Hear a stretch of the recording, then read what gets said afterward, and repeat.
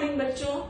आज मैं आपको प्रत्यय पढ़ाऊंगी जिसमें मैं आपको बताऊंगी कि प्रत्यय क्या है। प्रत्यय शब्दों के अंत में आकर के जुड़ने वाले शब्द होते हैं जो कि उसके अर्थ को बदल देते हैं। जो इसी तरह से जैसे पहले हमने पढ़ा था कि उपसर्ग शब्द के पहले जुड़ जाते हैं और अर्थ को बदल देते हैं। तो मतलब ये है कि उपसर्ग जो शब्द के पहले जुड़ते हैं वो उपसर्ग कहलाते हैं और जो शब्द के अंत में आते हैं वो प्रत्यय कहलाते हैं। तो आज मैं आपको प्रत्यय के बारे में बताऊंगी। ये बहुत ही महत्वपूर्ण है, सभी परीक्षाओं में सभी जगह काम आता है और जरूरत हर वक्त इसको हर पेपर में पूछा जाता है। तो आज पढ़ेंगे प्रत्यय। तो सबसे पहले हम कृत प्रत्यय होते हैं जो कि धातुओं से प्रयुक्त होते हैं, उन्हें हम कृत प्रत्यय कहते हैं। उन्हें कृदंत प्रत्यय भी बोलते हैं। इसके अलावा दूसरे होते हैं तद्धित प्रत्यय जो कि शब्दों के साथ जुड़ते हैं और तीसरा होता है स्त्री प्रत्यय। स्त्री प्रत्यय जिनमें कि धातु और शब्दों दोनों का प्रयोग होता है। तो इस तरह से प्रत्यय जो होते हैं तीन प्रकार के होते हैं। तो सबसे पहले आज मैं कृत प्रत्ययों के बारे में आपको बताऊंगी। तो सबसे पहले कृत प्रत्ययों में हम तव्यत और अनियर प्रत्यय पढ़ेंगे। तव्यत और अनियर प्रत्यय का क्या शेष बचता है? तो सबसे पहले कृत में तव्यत में तव्य शेष बचता है और अनियर प्रत्यय में अनियर शब्द शेष बचता है और इन दोनों का प्रयोग चाहिए अर्थ में चाहिए अर्थ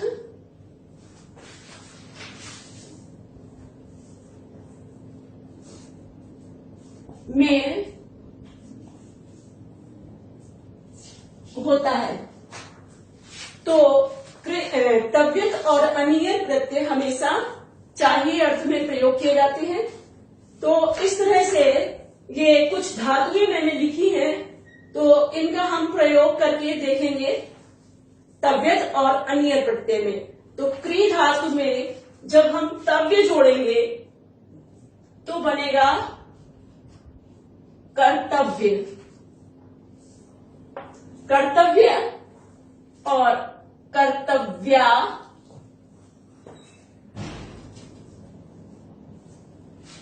और फिर तीसरा कर्तव्यम।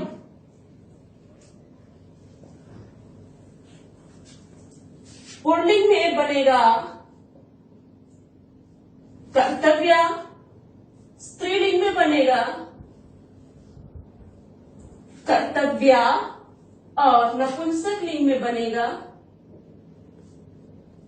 कर्तव्यम।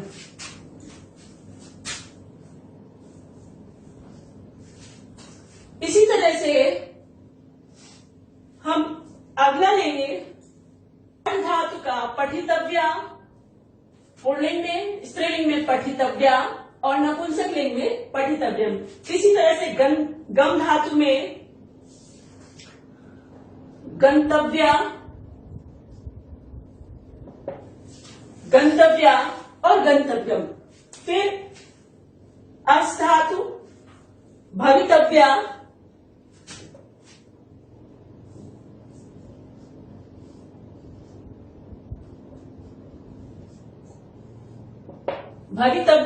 भवितव्या और भवितव्यम। और दृश धातु दृष्टव्या,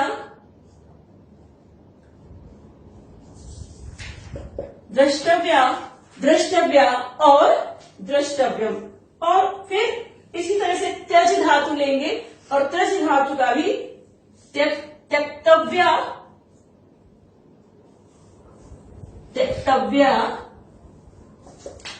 और त्यक्तव्या और त्यक्तव्यम।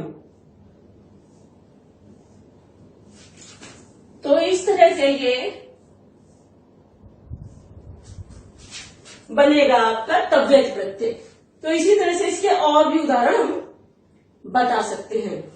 तो नेक्स्ट हम पढ़ेंगे अनियर प्रत्यय। तो अनियर प्रत्यय पढ़ाने से पहले मैं आपको बताना चाहूंगी कि इस वीडियो को लास्ट तक देखिएगा, तभी आपको पूरा ज्ञान मिलेगा, अन्यथा आप अधकचरे रह जाएंगे और हमेशा कहीं ना कहीं कोई गलतियां हो जाती हैं जो कि हम पूरा नहीं देखते हैं। और साथ ही आपसे ये भी है कि अगर आपको अच्छा लगे तो इसको लाइक भी कीजिएगा और अपने साथियों को शेयर भी करना ना भूलिएगा। चलिए, अनीय प्रत्यय। अनीय प्रत्यय में मैंने आपको बताया था कि अनीय शब्द शेष बचता है, और ये भी बताया कि दोनों का प्रयोग चाहिए के लिए किया जाता है। तो हमने क्री धातु का प्रयोग पहले तव्यत प्रत्यय लगाया था, तो बना था कर्तव्य, कर्तव्य, कर्तव्या और कर्तव्यम। अब वही क्री धातु हम अनीय प्रत्यय लगाकर करेंगे तो बनेगा करणीय, करणीय और करणीयम। पुल्लिंग में करणीय बनेगा, स्त्रीलिंग में करणीया बनेगा और नपुंसक लिंग में बनेगा करणीयम। ठीक है। इसके बाद पठ धातु लेंगे और पठ धातु में जब अनियर प्रत्यय जुड़ेगा तो बनेगा पठ नीया,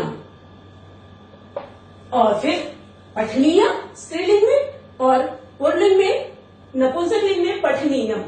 इसी तरह से गम धातु लेंगे और बनेगा गमनीय,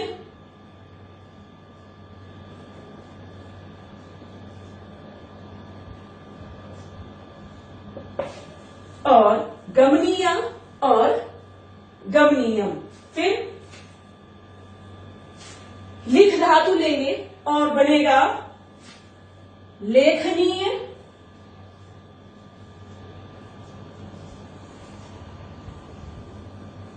लेखनीय और लेखनीय और लेखनीयम। इसी तरह से ज्या धातु लेंगे और ज्या धातु में अनियर प्रत्यय लगाएंगे तो बनेगा ज्ञानीय, ज्ञानीया, और स्त्रीलिंग में ज्ञानीया और नपुंसक लिंग में ज्ञानीयम। और भुज धातु लेंगे तो उसमें अगर हम अनियर प्रत्यय लगाएंगे तो बनेगा भोजन नीया, भोजनीया, भोजनीया और भोजनीयम। मतलब यह है कि पुल्लिंग में आपका विसर्ग रहेगा, स्त्रीलिंग में दीर्घ आग लग जाएगा और नपुंसक लिंग में अम का प्रयोग हो जाएगा। तो पहचानने के लिए ये ध्यान रखना है कि लास्ट में तव्य आएगा तो तव्यत प्रत्यय होगा, और अगर अनीय आएगा, अनीय शब्द जुड़ा हुआ है तो वहां पर अनीय प्रत्यय आएगा। प्रश्नों में पूछ लिया जाता है कि इसमें कौन सा प्रत्यय लगा हुआ है, तो कई प्रत्यय ऐसे होते हैं जिसके लास्ट में या बचता है, तो हमें ये नहीं क्लियर हो पाता है कि ये अनियर प्रत्यय है या यत प्रत्यय है या तव्यत प्रत्यय है। तो ये ध्यान रखना है कि ये चाहिए अर्थ में प्रयोग होते हैं दोनों प्रत्यय। दूसरी चीज, इसके अंत में तव्यत में तव्य बचता है और अनियर में अनीय बचता है। इस तरह से इसका हमें समझना चाहिए, और इसी तरह से हमें और धातुओं के साथ इसे जोड़ करके प्रैक्टिस करनी चाहिए। तो अब हम कृत प्रत्यय के अंतर्गत अगले जो प्रत्यय पढ़ेंगे वो है त्वा प्रत्यय, तुमुन और ल्यप। तो सबसे पहले हम त्वा प्रत्यय, इसके विषय में बताएंगे कि अक्सर हम लोगों से गलती होती है कि हम लोग इसको, कुछ लोग बोलते हैं अक्त्वा प्रत्यय, कुछ इक्त्वा प्रत्यय, ये त्वा और इक्त्वा और इस तरह से बोलना अशुद्ध उच्चारण माना जाता है। का जो है मुंह के अंदर रहता है क्योंकि इसमें स्वर नहीं होते, तो त्वा का जीभ के अंदर ही, मतलब उसका स्वर नहीं है तो वो निकलता नहीं, तो इसको बोलते हैं त्वा प्रत्यय। तो त्वा प्रत्यय का जो बचता है शेष वो त्वा बचता है, तुमुन में तुम शेष बचता है और ल्यप में या शेष बचता है। तो इन तीनों प्रत्ययों से जो शब्द बनता है वो अव्यय कहलाते हैं। तीनों ही अव्यय होते हैं, इनके किसी रूप नहीं चलते हैं। दूसरी चीज, त्वा प्रत्यय हमेशा पूर्वकालिक क्रिया के साथ में प्रयुक्त होता है, जैसे कि वह खाना खा करके विद्यालय गया, तो खाना खा करके जो क्रिया हुई है उसमें त्वा प्रत्यय लगेगा। इसी तरह से तुमुल प्रत्यय जो है वो हमेशा भविष्य काल के लिए प्रयुक्त होता है और जिसका के लिए अर्थ में यूज होता है, जैसे कि वो पढ़ने के लिए विद्यालय गया या जाएगा, तो यहाँ के लिए अर्थ छिपा होता है।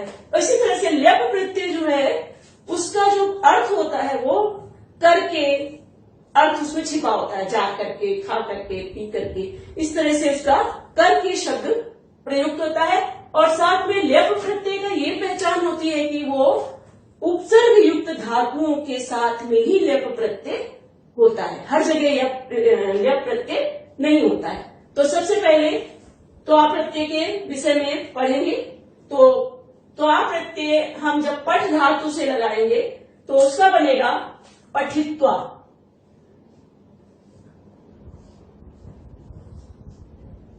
पठित्वा। और जब यही पठ धातु में तुमुल प्रत्यय लगाएंगे तो बनेगा पठि तुम।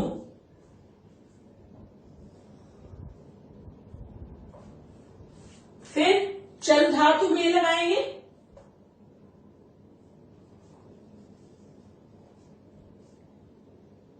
चलित्वा, इसी तरह से उधर चलितुम। फिर क्री धातु में जब हम त्वा प्रत्यय जोड़ेंगे तो बनेगा कृत्वा। और जब तुम जोड़ेंगे तो कर्तुम हो जाएगा।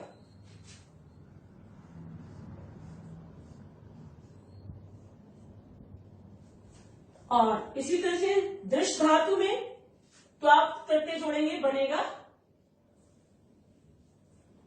दृष्टवा। और उधर दृष्टुम। और हस धातु में बनेगा हसिता, हसित्वा, हसित्वा और हसितुम। भू धातु में बनेगा भूत्वा और भवितुम। इसी तरह से जी धातु में जब त्वा प्रत्यय जोड़ेंगे तो बनेगा जेत्वा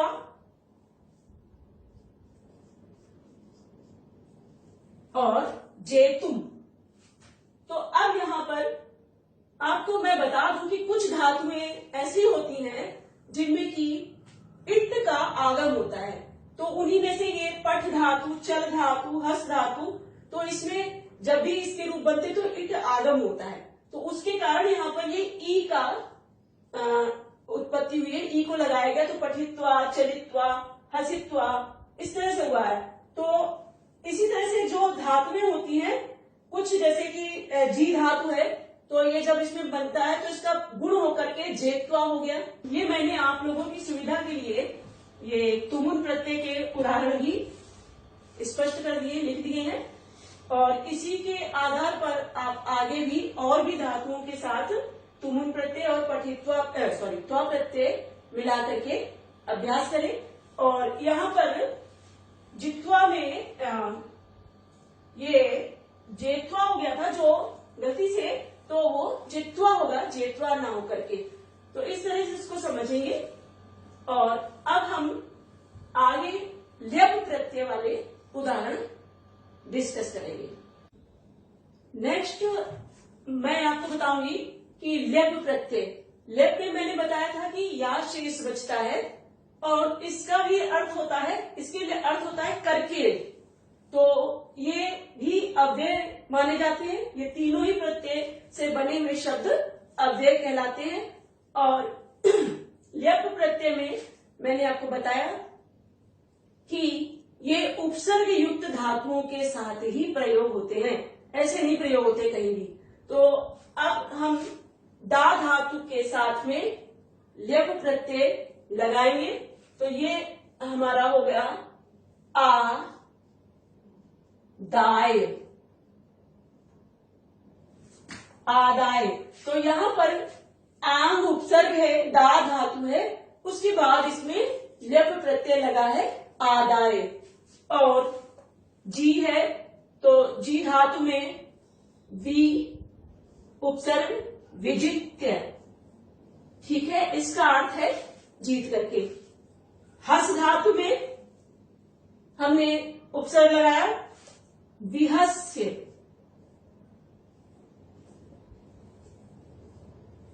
यत प्रत्यय, और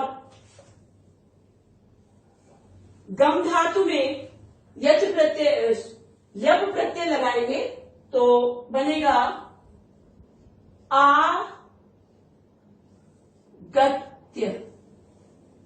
ऐसे ही विष धातु में जब हम लेप प्रत्यय तो इसका बनेगा उपविश्य।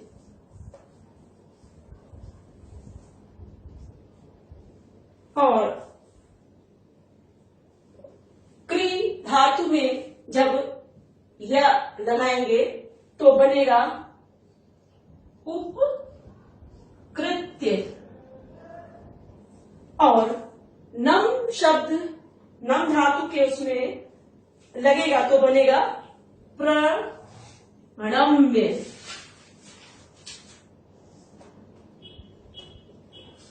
प्रणम्य।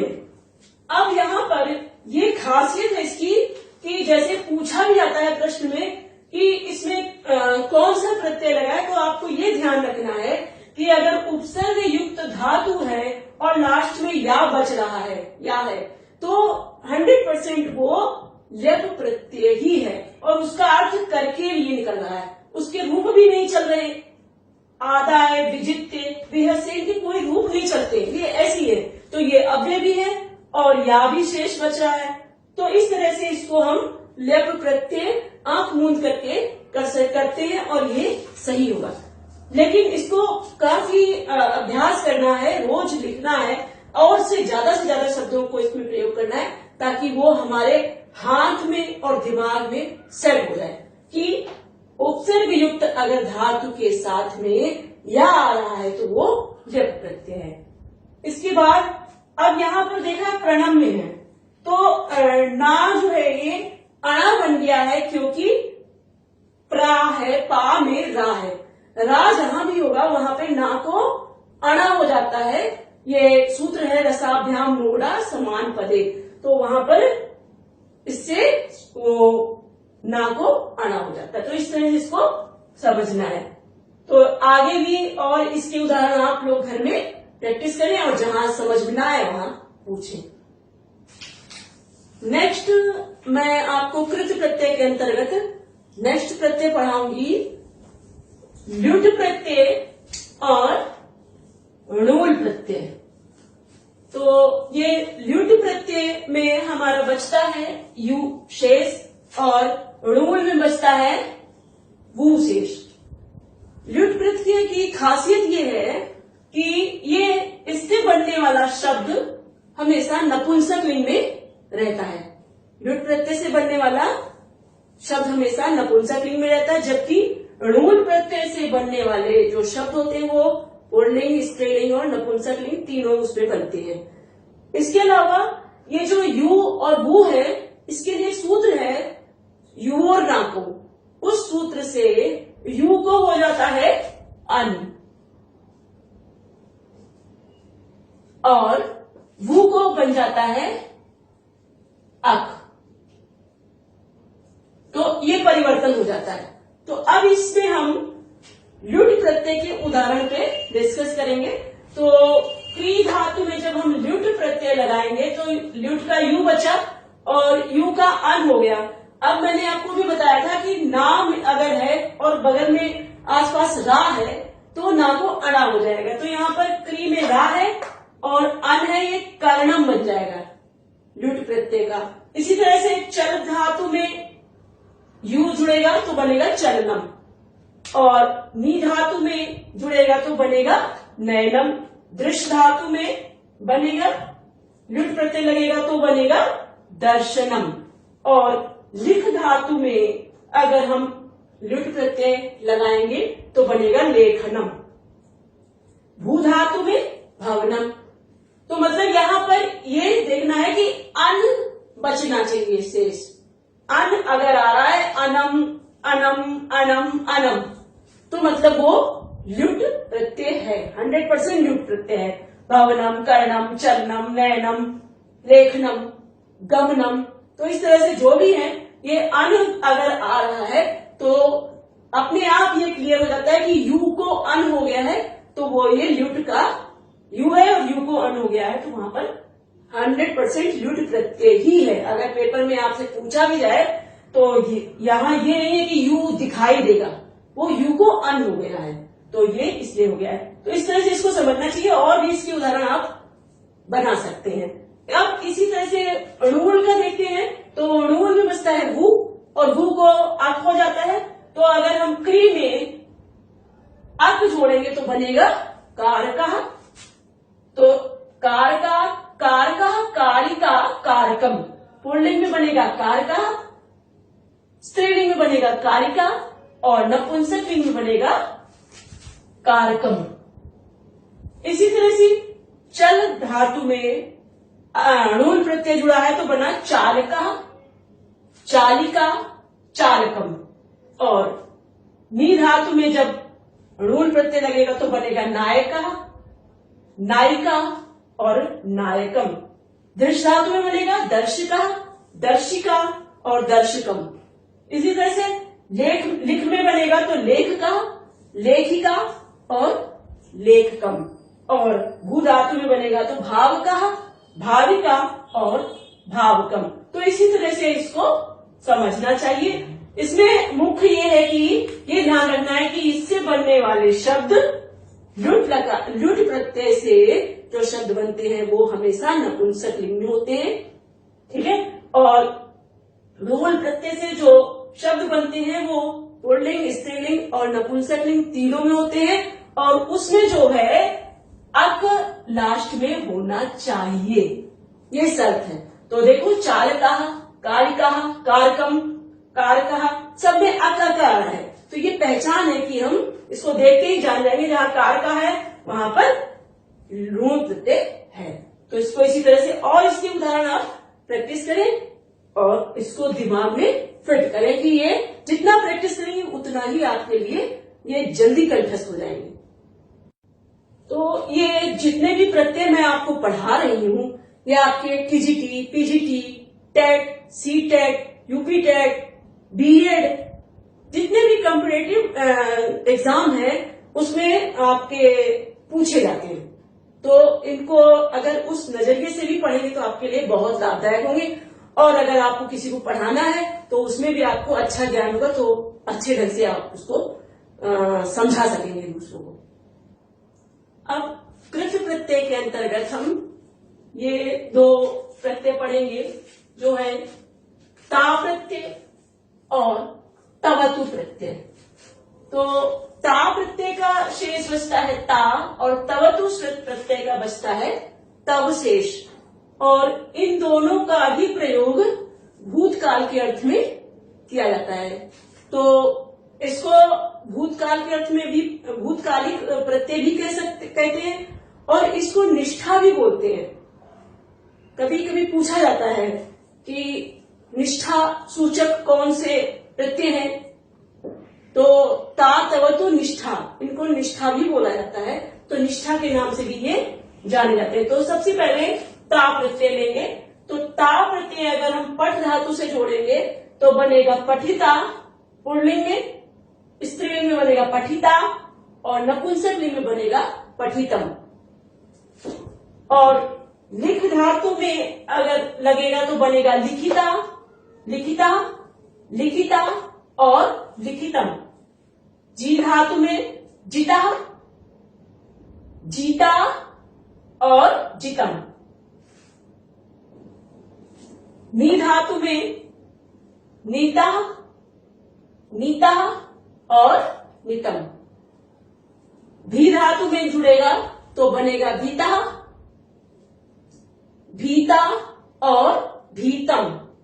इसी तरह से सेव धातु में लगेगा सेविता, सेविता और सेवितम। और फिर हन धातु में जुड़ेगा तो बनेगा हता, हता और हतम। तो इस तरह से इसको हमें समझना है। तो मैंने ये आपको इन धातुओं से प्रयुक्त भूतकाल भूतकाल में ता प्रत्यय का लगाया है और इसी तरह से आप आगे के भी करिए और यही आपके लिए अभ्यास कार्य है। अब हम इसके आगे तवतु प्रत्यय के बारे में चर्चा करेंगे। तवतु प्रत्यय में तव शेष बचता है और अब हम उसका उदाहरण देखेंगे। तो पठ धातु में तवतु प्रत्यय लगेगा तो बनेगा पुल्लिंग में पठितवान, स्त्रीलिंग में पठितवती और नपुंसक लिंग में बनेगा पठितवत। तो इसमें इसके रूप जो चलेंगे वो भगवत शब्द के रूप के अनुसार ही चलते हैं। अब इसी तरह से लिख धातु में बनेगा तो लिखित वान, लिखितवती और लिखितवत। और फिर क्री धातु में बनेगा तो बनेगा कृत वान और कृतवती और कृतवत। इसी तरह से गम धातु में जब लगेगा तो बनेगा गतवान,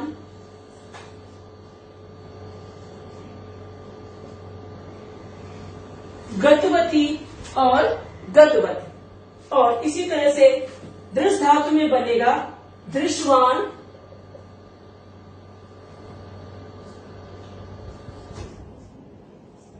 दृश्यवती और दृश्यवत। इसी तरह से सेम शब्द में धातु में हम बनाएंगे तो बनेगा सेवित वान।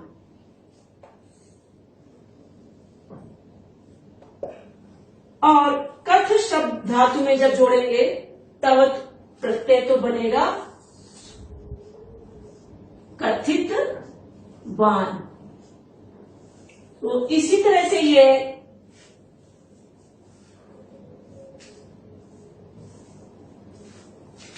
सेवितवान, सेवितवती और सेवितवत, कथितवान, कथितवती और कथितवत। तो इसको इसी तरह से आप समझें और आगे और शब्दों के साथ में तवतु प्रत्यय को भी जोड़ करके अपने उदाहरणों को और ज्यादा अपने ज्ञान को बढ़ाएं, प्रैक्टिस करें। जहां ना समझ में आए आप पूछें। और अभी मैंने ये जितने भी पढ़ाए हैं इनको ज्यादा से ज्यादा उदाहरणों के साथ प्रयोग करें, यूज करें, जिससे कि आपको ये सिद्धस्त हो जाए, आपको बिल्कुल दिमाग में एकदम फिट हो जाए, कभी आपसे भूले ना। और नेक्स्ट जो बचे हुए हैं इसमें शेष, वो मैं अगले वीडियो में आपको फिर से बना के दूंगी जल्दी ही 1-2 दिन में। तब तक के लिए आप इनको प्रैक्टिस करें और दूसरों को भी लाभ पहुंचाने का कृपा करें उन पर।